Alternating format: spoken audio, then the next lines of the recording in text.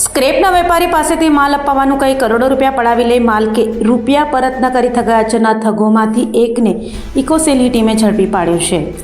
Surat crime બ્રાન્ચની આર્થિક ગુના નિવારણ શાખા એટલે કે ઇકોસેલની ટીમે સ્ક્રેપ વેપારી સુજીત ગુપ્તા પાસેથી સ્ક્રેપનો માલ આપવાની વાતો કરી ઠગો નીલમની વિશ્વનાથ શ્રીવાત્સવ, અરુણ મક્ખનલાલ અગ્રવાલ અને સંદીપ લક્ષ્મણ સિરોડકરે 2,19,44,000થી વધુ ઓનલાઈન પડાવી લઈ ઠગાચરી હતી અને માલ કે રૂપિયા પરત ના આપી છેતરપિંડી કરતા વેપારી સુજીત ગુપ્તાએ ક્રાઇમ બ્રાન્ચમાં ફરિયાદ નોંધાવતા ક્રાઇમ બ્રાન્ચની ઇકોસેલની ટીમે આરોપીઓમાંથી એક અરુણ મક્ખનલાલ અગ્રવાલને મુંબઈથી ઝડપી પાડી સળિયા પાછી મૂકી લીધો છે.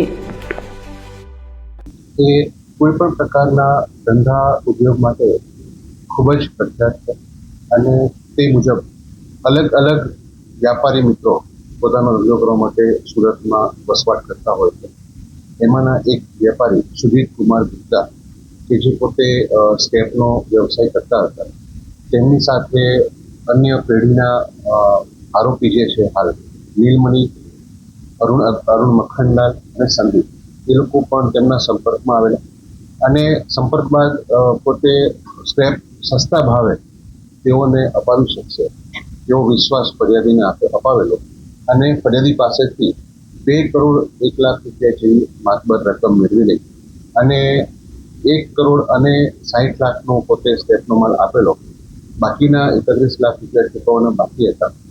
એ દરમિયાન ફરી વખત તેમણે ફરિયાદીને વિશ્વાસમાં એ લીધા કે બાકીના જે 31 છે તમે બીજા પણ અમને 71 લાખ રૂપિયા જેવી રકમ આપો, અમે તમને વધારે સ્ક્રેપનો માલ સસ્તા ભાવે અપાવી અને ત્યારબાદ આ રકમ મેળવી લઈ અને ફરિયાદી સાથે વિશ્વાસઘાત કરે.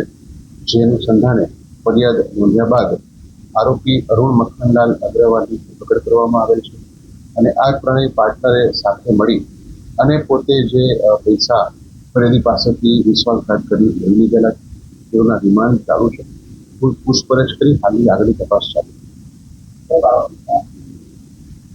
આરોપી અરુણ મક્ખનલાલ અગ્રવાલની હાલ ધરપકડ કરવામાં આવેલ છે.